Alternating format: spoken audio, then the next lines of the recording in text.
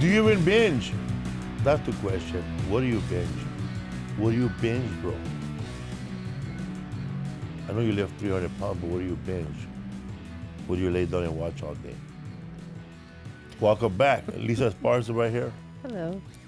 You know, we never told anybody, we didn't tell everybody last week where we got the name, which is not really the exact name but that he gave us, but we changed it a bit. But where did we get the name from for the podcast? We got the name from, well, we're thinking about a lot of different names, but a lot of the names were taken, and some of the podcast names were all gone. There were some good ones, man. There were some real good ones that were taken. Yeah. But we were at Eric Andre's party, and we ran into Patton Oswalt. And he said, what do you binge, bro?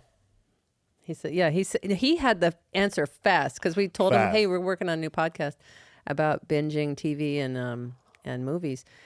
And he said, what are you going to call it? And I said, hey, we haven't come up with a name yet because they're all taken. He said, I got one. He was ready immediately. He said, what do you binge? And I said, oh, that's good. What do you binge? Like, what do you bench?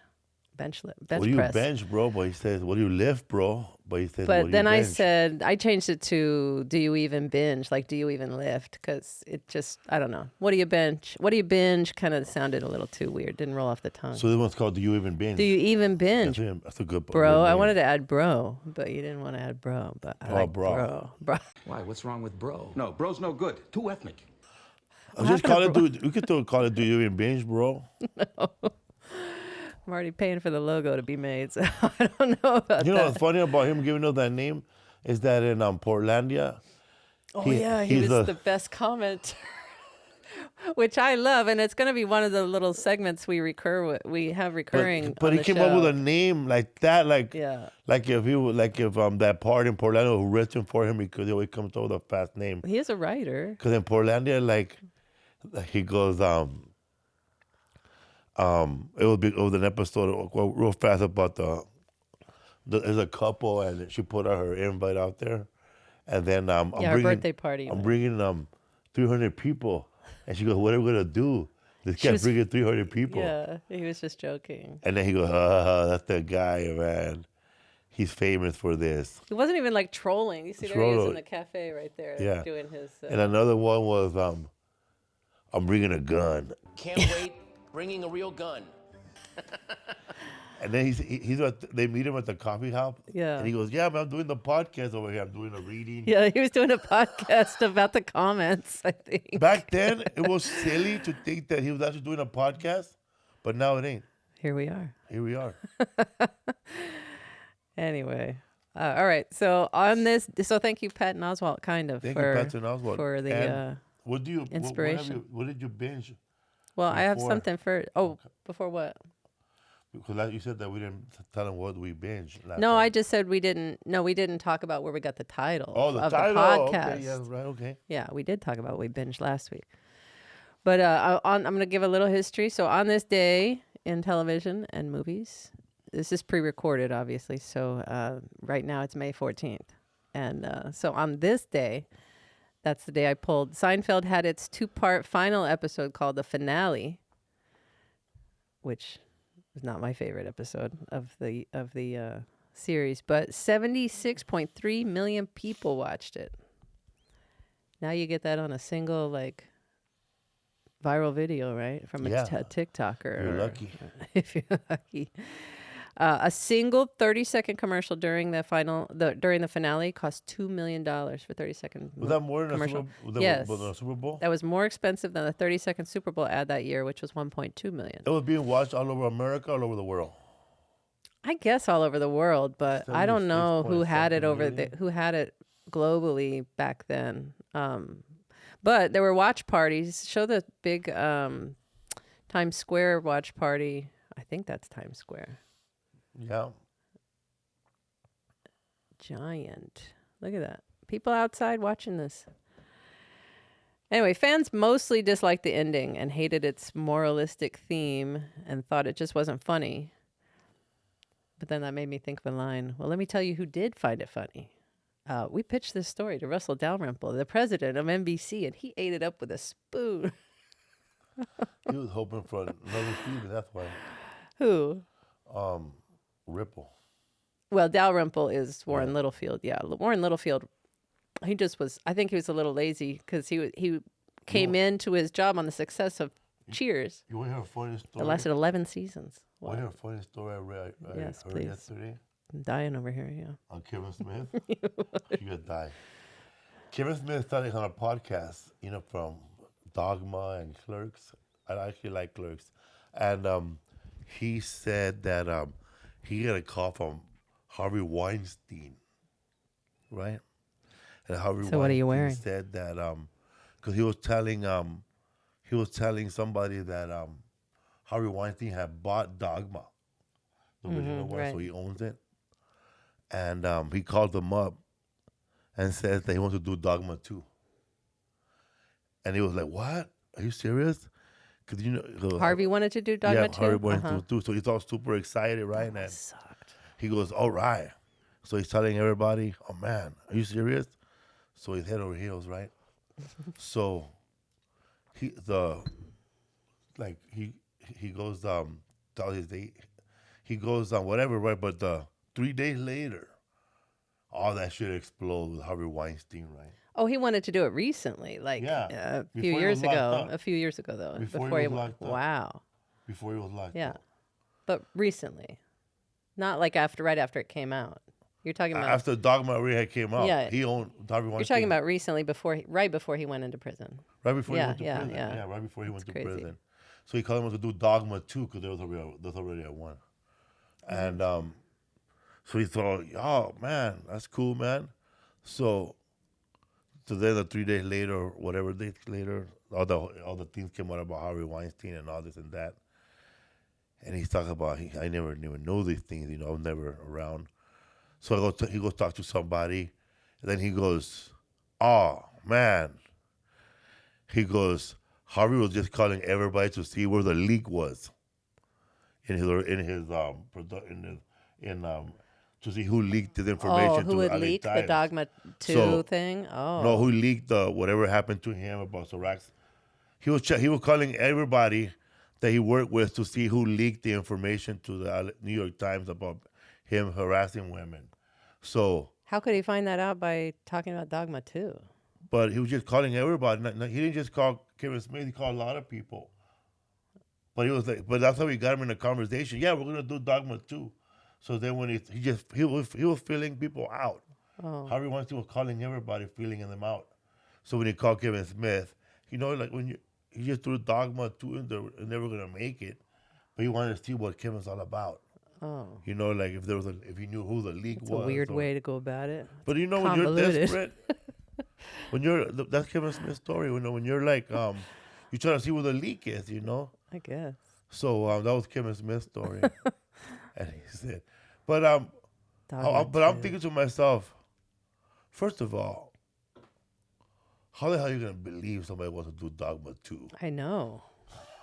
Every time I say I can't stand Kevin Smith because I'm not a Kevin Smith fan, I walked out of Clerks when Clerks was in the theater. I walked out. I could not take it anymore, and I was their market. I was 20, I think, 19 or 20, and you liked it though, right? Yeah. Oof. But anyway, so I didn't see anything else of his for a long time, and then somebody was like, "No, you got to see Dogma." Dogma stuff. All right. I think I just made it to the Chris Rock part when I had to stop watching it. It's not for me. There's too much yapping. I only like Clerks because that world's cool, but I don't like none of that after that. I don't like the color, like things to stay black and white. I mean, we're going to talk about indie movies and the explosion of the indie film market in the 90s, but he and Tarantino, I have problems with Tarantino too that are similar to my problems with Kevin Smith and the dialogue writing. We're going to get to that. We're going to get to that, but I can't take it, man. I cannot take it. Yeah, sorry to throw you off with that story, but yeah. Kevin I just didn't, I was just trying to figure out how he's going to find a leak. Harvey Weinstein called him up. But his agent or manager told him that he was calling everyone up. Oh, crazy. To see who leaked the story to the New York Times. Got some people's hopes up that day. Dogma 2, woohoo. Imagine. Yeah, man, coming up, man. We're gonna do Taco Shop 2 coming up back. Electric Boogaloo. Yeah. Since Seinfeld reruns began, though, I don't think we've ever stopped watching Seinfeld in our house. I think it's been playing at some point in our house every day since we've lived together, right? The dogs are watching it right now. The dogs are watching it right now. They are, because we leave them with the TV on. All right, so what are you currently binging? I was currently binging for like a year straight, but didn't finish it all. The Americans with Teresa Russell and some other fool. I don't know his Carrie name. Russell. Carrie Russell. Yeah. And some other fool. I don't know his name, but I think he was in. I don't know his name either, but I didn't watch Americans. But he looks like the guy who was in Nip Tuck. Played Christian in Nip Tuck.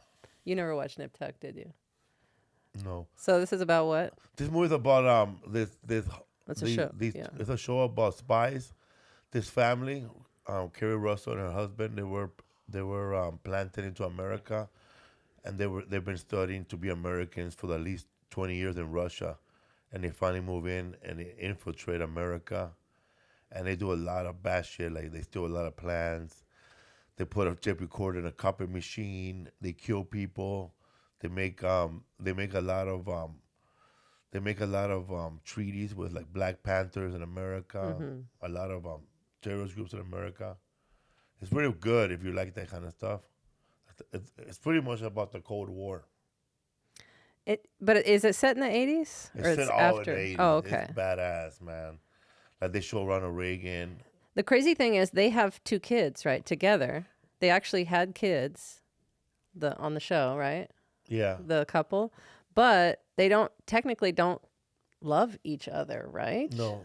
They just are together to make as a facade. The only thing that bothered me about the show was that if they're spies, they wouldn't be sharing political views with each other as husband and wives, because you got to stay in character, man. I don't think you would break character to talk about how badly you don't like Reagan. Would they break character and do that occasionally together in the show? Yeah, in the show they'll talk about how Ronald Reagan's full of lies, and I'm thinking, if you're a spy, you will never let your emotions come out, even if you know your husband's a KGB agent too. Yeah,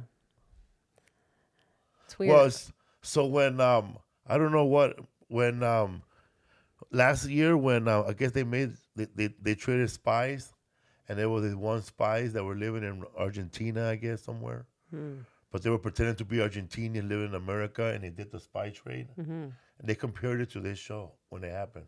I don't know if you remember these. No, I don't remember spies, that.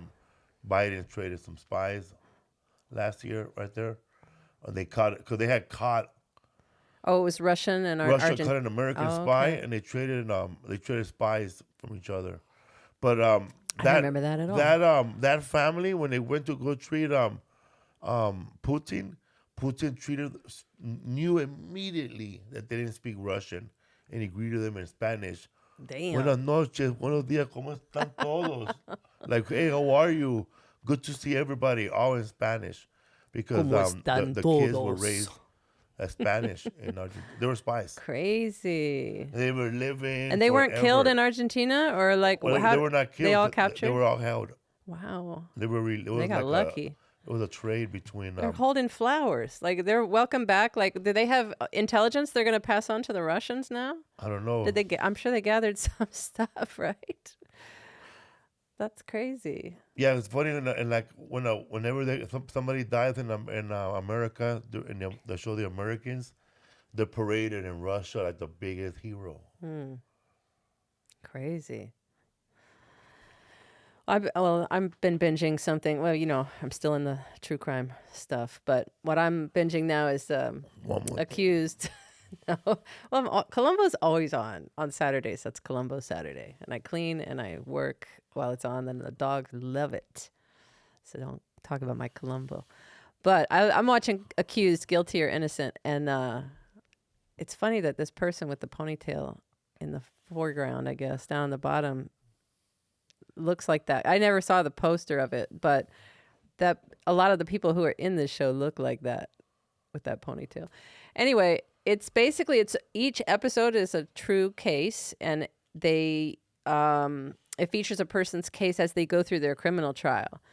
And you don't know, I mean, you hear their story and you kind of decide too, was it really self-defense, or was this person justified in having to kill this person, or was it an accident, or, was there intent behind it or whatever?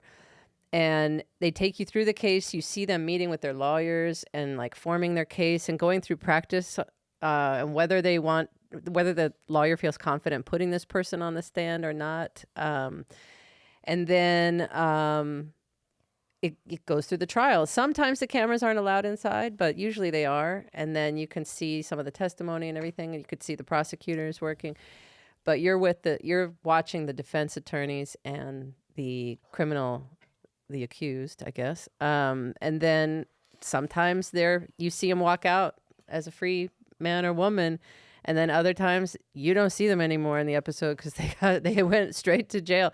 I think that's the point. I think that would be the worst point for me, is not necessarily the everyday boringness of prison, because every prisoner we've talked to, it's pretty boring in there most of the time, right? It's like being put in the corner as a kid.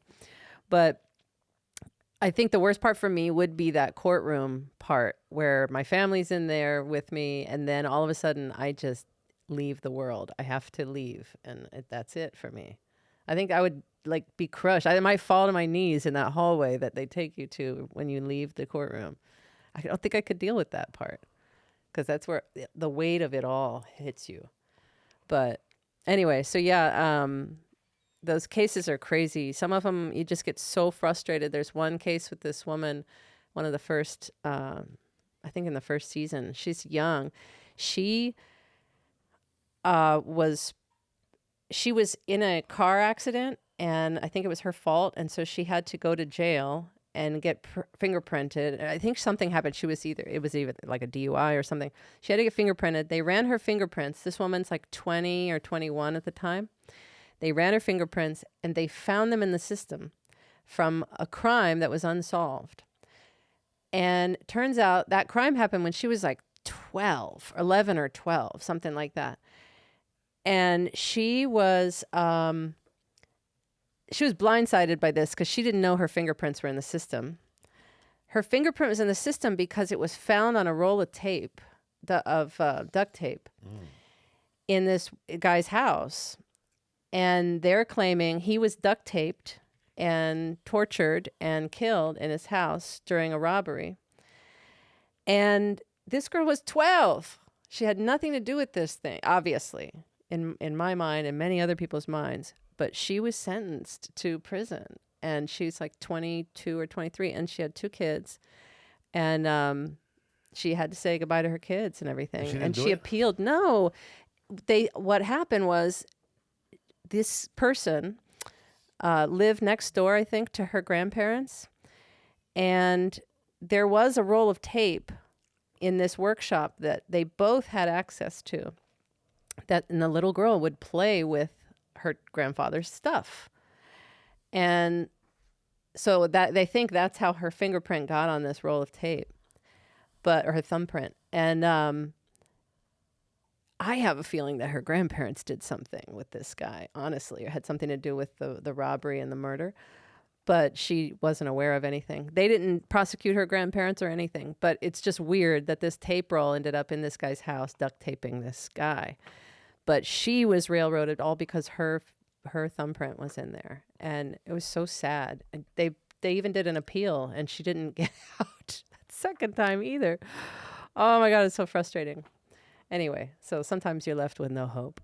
But all right, so what are we binging together? We haven't started a new series yet because we're in between. There are a couple we have to get back to. We have to get back to because we watched the first 2 seasons. I love. We watched Eve. all of it. It was a good show.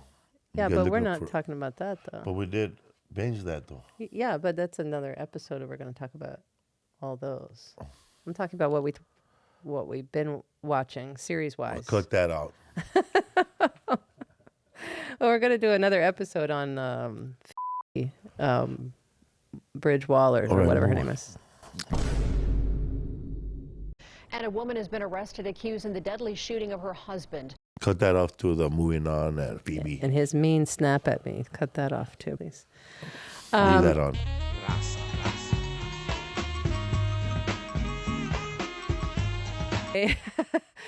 We haven't started a new series yet, but the other day we watched a movie from 2013. But instead of telling you the title, why don't you Google the description? Google it. White chick brings a hooker from No, Google the description. I want to see if it gets you right. Amber Alert for old man. if you're dead off his meds, white chick brings hooker from Sam Hofbräu movie.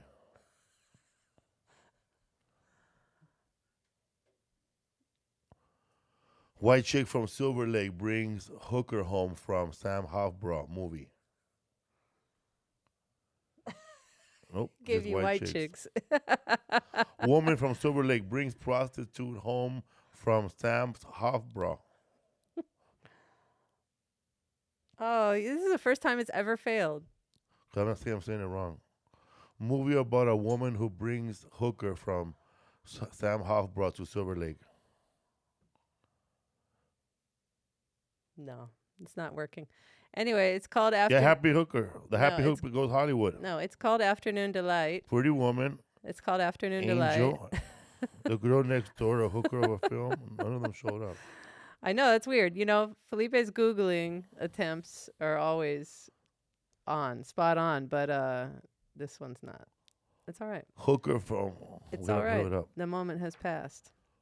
Movie where the chick from Fargo plays a hooker. That probably will work. No, it didn't work. Okay, anyway, it's called Afternoon Delight. And exactly what Felipe is thinking. They're hiding the movie from her so bad. Well, exactly what Felipe was saying. It's about a couple who lives in Silver Lake. Kathryn Hahn is the star. And then, yes, the woman from Fargo, whose name is Juno Temple, plays a prostitute. But actually, she plays a stripper at first. So Kathryn Hahn and her husband are kind of in a rut and in their relationship. And he's working all the time. And she's kind of just depressed and bored mother. And then she meets this stripper because they go to a strip club, Sam's Hofbräu, downtown L.A., and her husband buys her a lap dance. And during that lap dance, she kind of has this moment. It's not like a sexual moment necessarily, but it's more like a spark, you know, it kind of revives her, I guess, energy about life, you know, not necessarily sexuality yet. But then she becomes kind of obsessed with this young woman who's a stripper. And because she told her she was 19, and she feels kind of bad for her, like, I got to help this woman get out of this life and all this stuff. So she goes and has coffee and kind of fakes her way into running into her several times. And then she invites her into her home and tries to kind of have her, she tries to get her to leave the life and to have her like act as the kid's nanny, and you can stay here and get your life back on track and all this stuff. But of course, the girl's not just a stripper, she's a prostitute, and she doesn't really want to leave that life because she needs the money.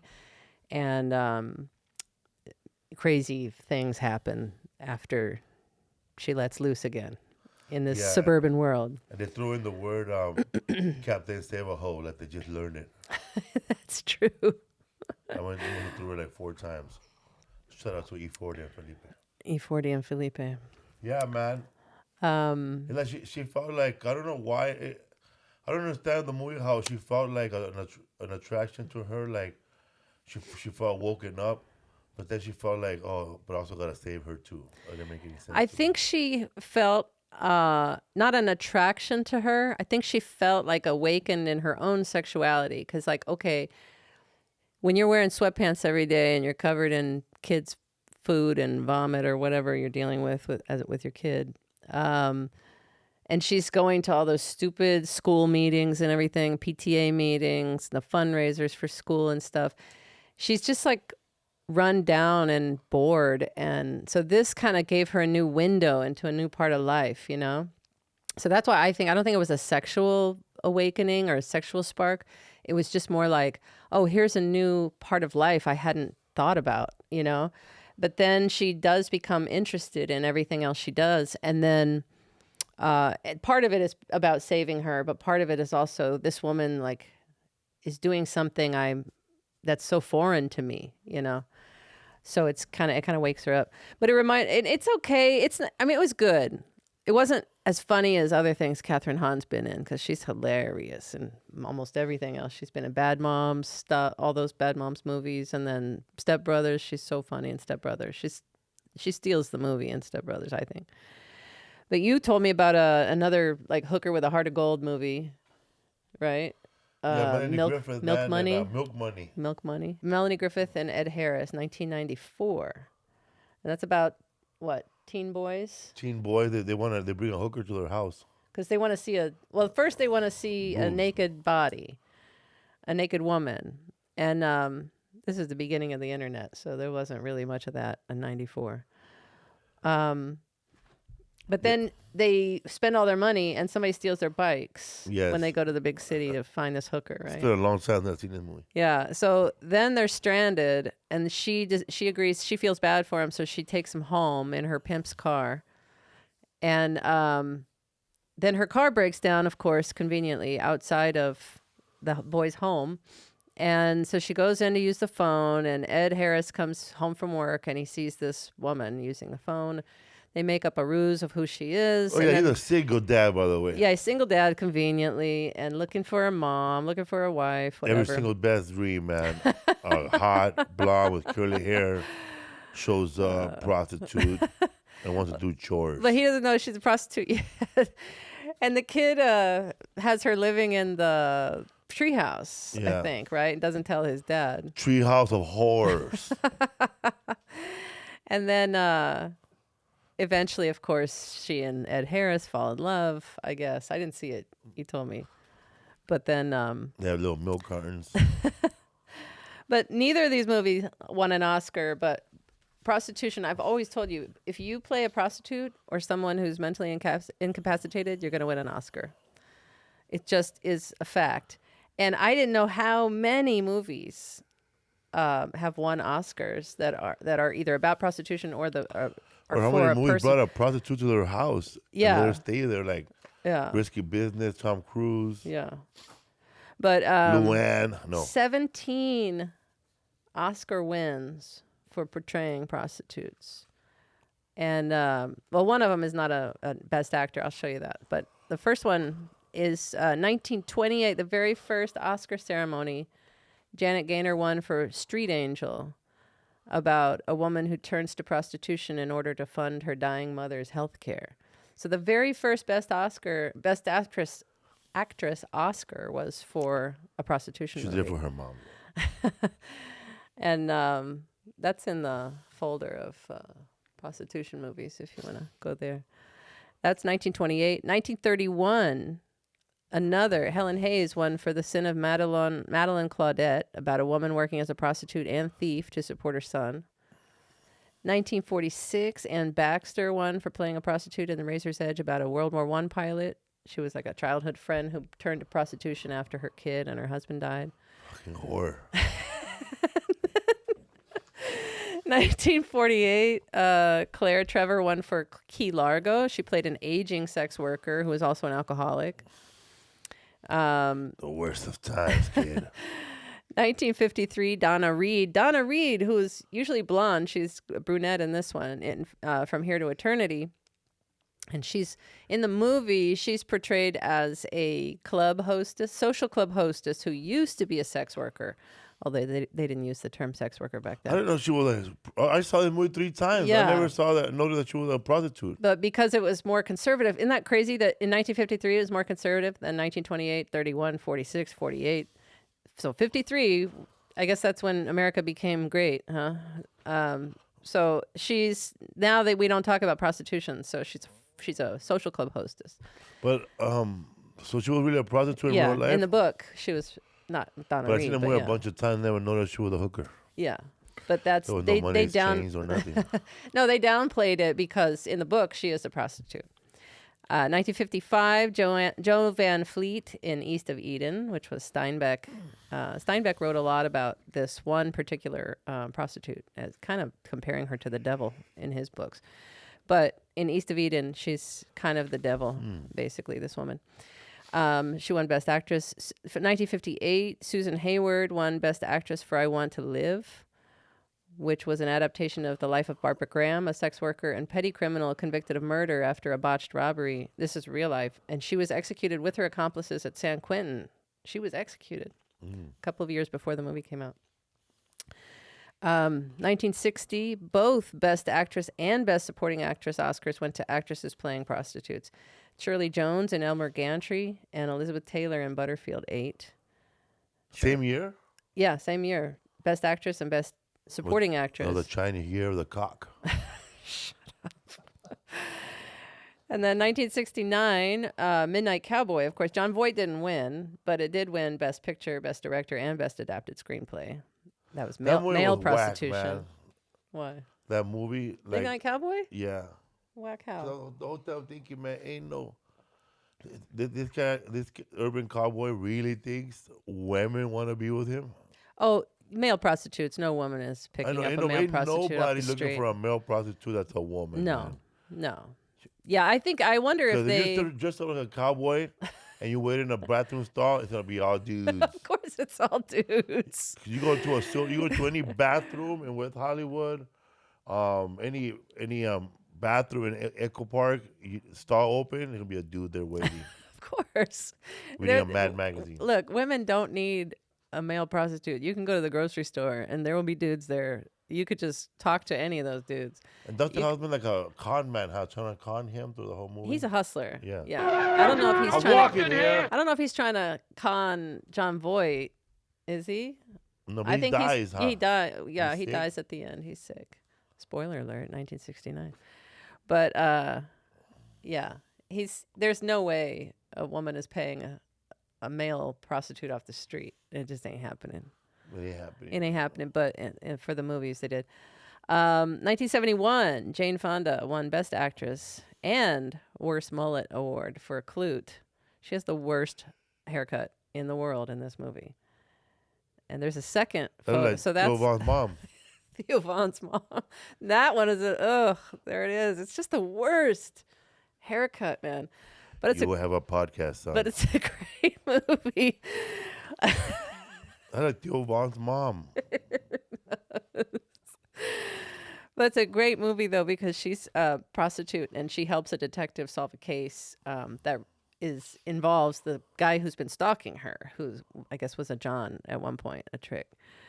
Then 1995, Mira Sorvino won Best Supporting Actress for Mighty Aphrodite, which was pretty popular.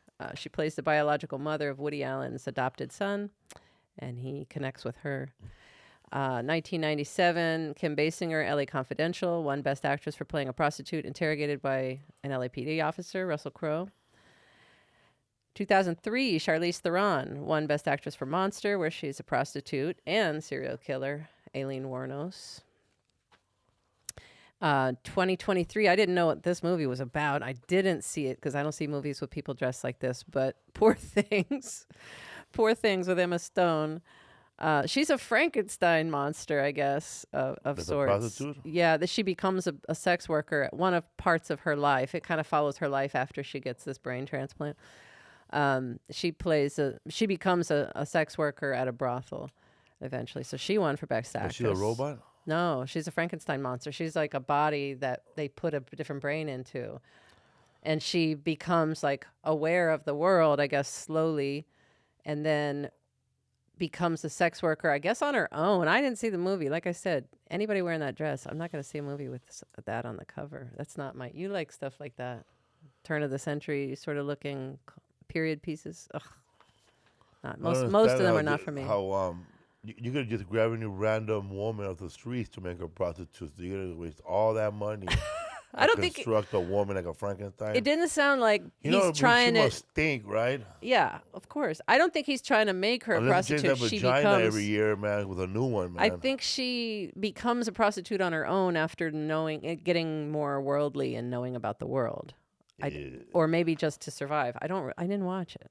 You didn't watch it either, so I don't know. But she won an Oscar. That was a Hulu movie. I always skip it.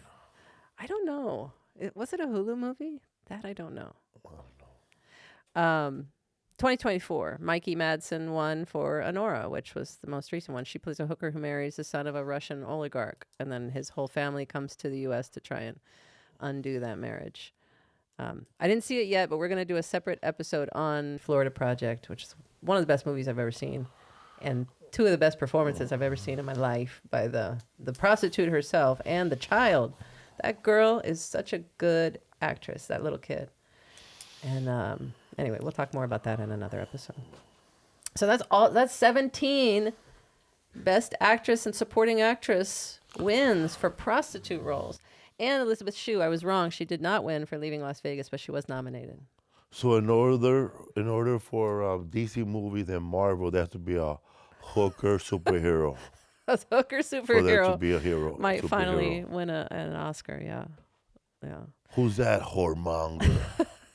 My Whoremonger. favorite prostitute movie, if we're talking prostitute movies, is Night Shift. And it's a little-known movie from 1982, directed by Ron Howard, starring Henry Winkler, Michael Keaton, and Shelley Long. And it is so funny. And I just love it so much. I could watch it at any time. And it's about Henry Winkler plays like this nerdy, timid night shift morgue accountant. He's doing like bookkeeping or something like that, whose life is overhauled when he meets Michael Keaton, who's like a driver. He picks up bodies for the morgue. He's just like a working class dude. And but he considers himself an entrepreneur, and he has all these side hustles. And so he thinks about a side hustle of using the hearses when they're not being used to pick up bodies, using the hearses to transport some of these prostitutes nearby, and they'll pay him. And then they can offer protection, and then slowly they become pimps without really realizing it. But because Henry Winkler's like really great with finances, he starts helping the women like invest their money and become, financially independent and try to get out of the life. He falls in love with Shelley Long, tries to get her out of the life, and then he realizes that he's just another John. He's just another trick for Shelley Long, and she doesn't want to leave the life because she makes too much money, and classic story, and he gets all sad again. And anyway, what's that? Oh yeah, and he won. Oh, you know what? That one didn't show up in my search. Jared Leto, my son, just told me Jared Leto won. In Dallas Buyers Club, he plays a trans prostitute. So I forgot about that. You're right. There's another one.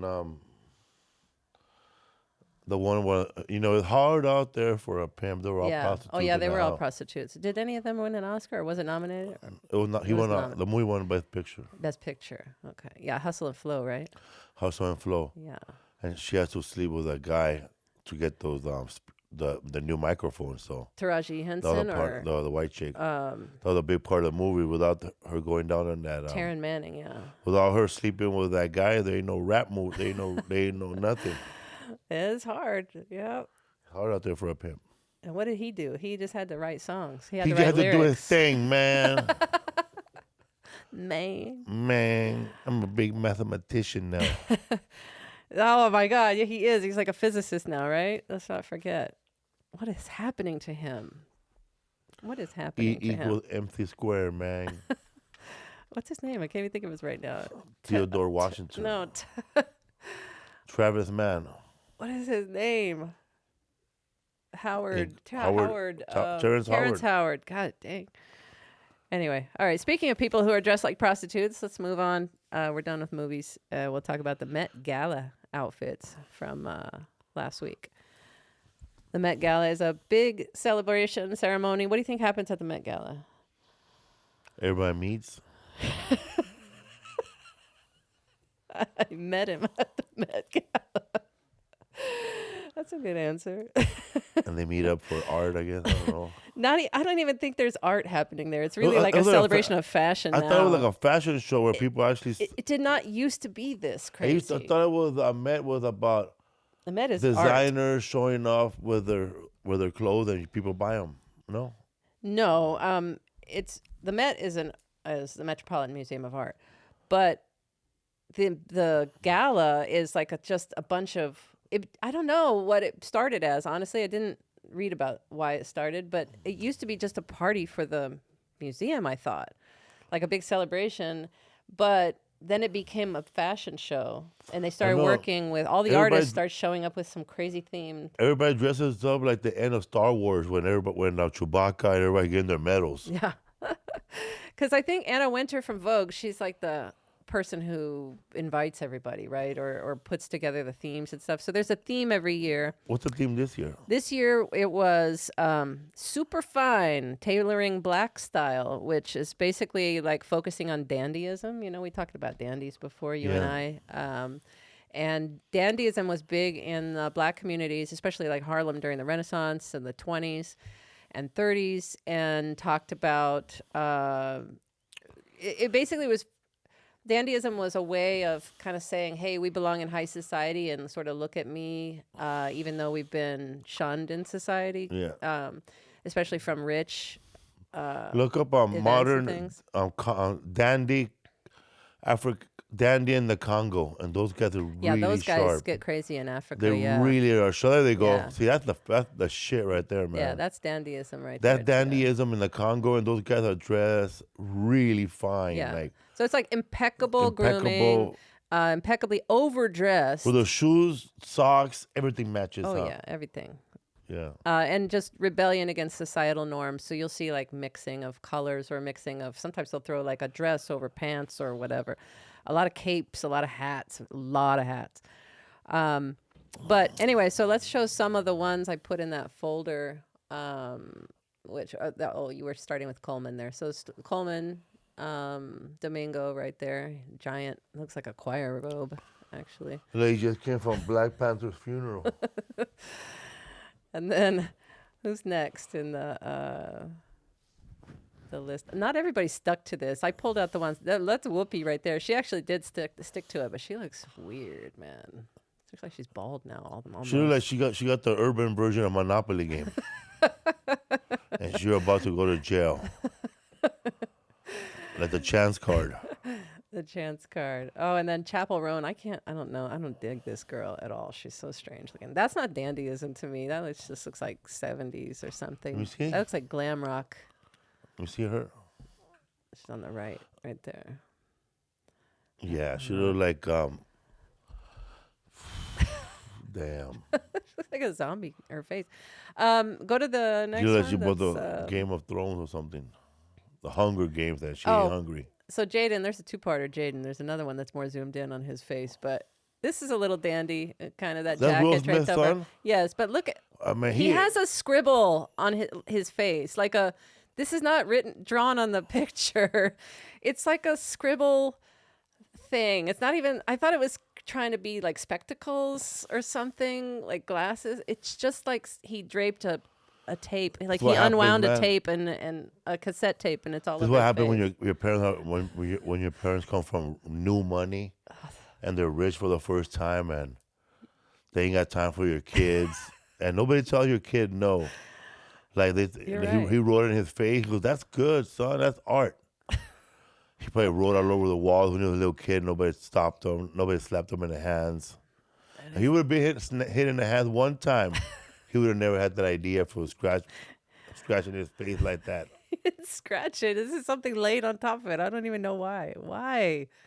What is that? His son doesn't. What's it connected his to? sons have no albums, right? And they have no hit movies. They have no hit songs. They're just being Smith. That's it, huh? I know, yeah. Well, his daughter had that whip my hair back and forth, remember? But this kid, nothing. I mean, he's Karate Kid 5,000, whatever karate, what number, 4 or 5, something like that. But he's, Jaden is becoming like a fashion maven, but not in a good way. He's becoming the butt of every joke. Because he had that, didn't he have a house on his head? Yeah, the house of... Kind of like Willem Dafoe had one. Yeah. But he had a house. That's Lagerfeld, right? What's his name? Karl Lagerfeld? I think. He was wearing he had a Lagerfeld purse one time, or some real expensive purse. And then I looked it up, and the purse was the original home of the designer. Oh, yeah. Well, that's kind of cute, but him carrying that is just dumb. Anyway, that's Jaden's outfit. We can move on to the next one. This is the last one, and I picked this last because, of course, it's the stupidest. Why is this fashion? What is this? Well, in his respect, man, he was a keynote speaker at the Met Gala. Keynote speaker. And he has a baby grand on his back. Why? Any of these. This is Andre's natural fashion choices. These are all dandyism. Why didn't he choose something why didn't he choose something like this? How is a piano on your back dandyism? I don't get that. All these things that he wore in the past, even just his Outcast outfits, on the album covers, like Stankonia and stuff. Like he's always impeccably dressed and always like ahead of the curve with his choices. I don't get it. I don't get why he chose that Maybe outfit. his clothes were sponsored by Yamaha. I don't know. I didn't even pay attention to who designed that outfit, but Wow, he actually wore a piano. He wore a piano and it's strapped to his back, and he's talking to people like it's completely normal. I don't get that. Were there others in that You photo? can't bring those keys in here. That folder with the gala. I wonder when he come out of the house, when he wore that, his wife said, "Honey, you're gonna get a lot of trouble wearing that." You're stupid. That's kind of nice. Go to the next one. Did you see that one? I thought that was SZA. That's cute. Let's go to Doja Cat. Let's show Doja next.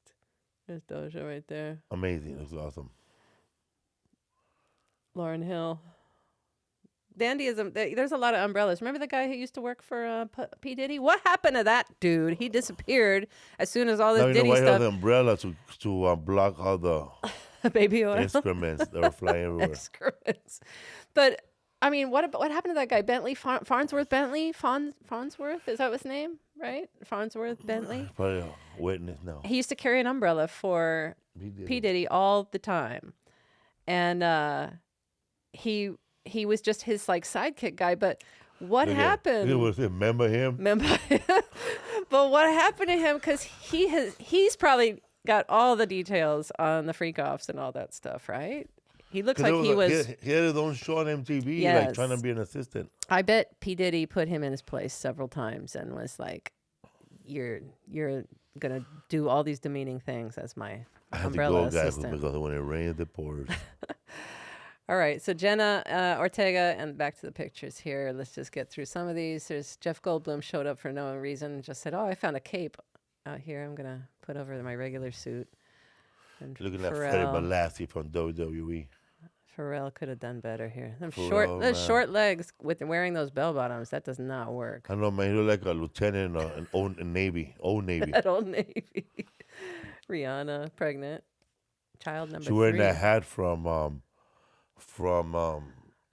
that movie Spaceballs and shit. Darth Vader mask. The helmet. It's the the helmet, dark helmet, the dark helmet. That one is cool right there, whatever she's wearing. That's right there. Zendaya. I think that's my favorite from the Looking whole like thing. Zorro. Yeah. There it is. There's Boom. the dark helmet. Yeah, I love Darth Vader. I love Spaceballs so much. It might be my top 5 movies of all time. So Zendaya, she looked great. Yeah, I would wear that. Totally rock that. Most of these are not ready to wear fashion. This is just stupid high fashion. But okay, that's it for Met Gala. I have one more thing and then we can wrap up. I have a challenge for you. All right. This is called Upcoming Rapper or Popular Medication. Don't show any of these until we don't look over there. All right, I'm going to give you some names. Don't know where. Huh? Don't look anywhere. Don't look at the monitor. Shit. I messed this up already. Hold on. Okay. Oh, yes. My backstory. My son is helping produce here. My backstory to this game is that I watch a lot of old people TV, right? So I watch old shows that are on these old people channels, and constantly there's a barrage of every commercial you see in between those episodes is about medication. Yeah. And these medication names are getting out of control. So I wanted, and they all sound like rapper names to me. I'm like, you could not tell me if this is a rapper or a medication. So I'm gonna give you a name. Brez Tree. Rapper or medication? Rapper. Brez Tree is an inhaler. Oh shit. The asthma medication. Bush has that one. I should have known. And then how about Central C? Medication. Central C is a rapper. Really? They didn't have the little medication with a little... From England. I think you're thinking of Centrum. That's what I was thinking, yeah. Centrum Silver or Centrum C, which is a vitamin. Dochi. That's a rapper. Dochi is a rapper, you're right. We showed her for a second. Yeah. And, but here she is in a different outfit. I tried to get him to move away quickly from that photo because I was like, oh no, she's one of the rappers. I have one of her songs saved. Ingrezza. That's a rapper. Oh Ingrezza. no, well, it's gonna be a rapper soon. Ingrezza. That's the song. It's gonna be a rapper soon. Jardiance.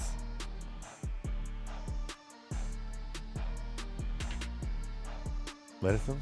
It's medicine. It's a weight loss medicine and diabetic medication or A1C, whatever that stuff is. Your sugar levels in your blood. Jardiance. A little pill with a big story to tell. That's their logo, right? Rinvoq. Well, that's medicine. That's medicine. There's a show that watched them play that. There's the commercials on this show you watch play Rinvoq. All right, how about V's or VZ?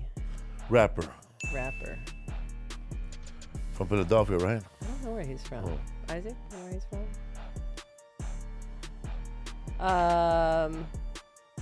Shunsho. Chuncho. Rapper, man. Rapper. I'm assuming it's Shunsho. I don't think there's a medicine with a Chinese name. But he's not Chinese. It's, Shunsho. Sky Rizzy. Huh? Sky Rizzy. Rapper. No? Is Sky Rizzy a rapper or a medication? It is a medication. It is I think psoriasis medication. I thought it was a rapper, this guy from New Orleans. Zilakami. That has to be a medicine, man. Is it a rapper or medicine?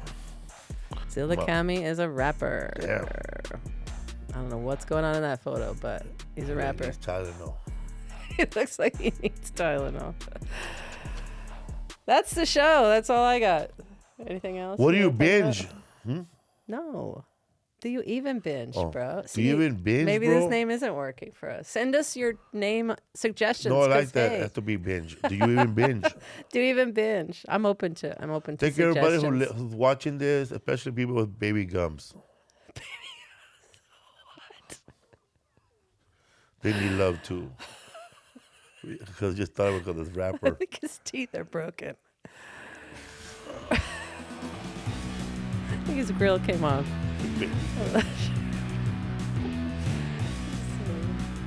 All right, that's our show. I will see you next week. I gotta get serious.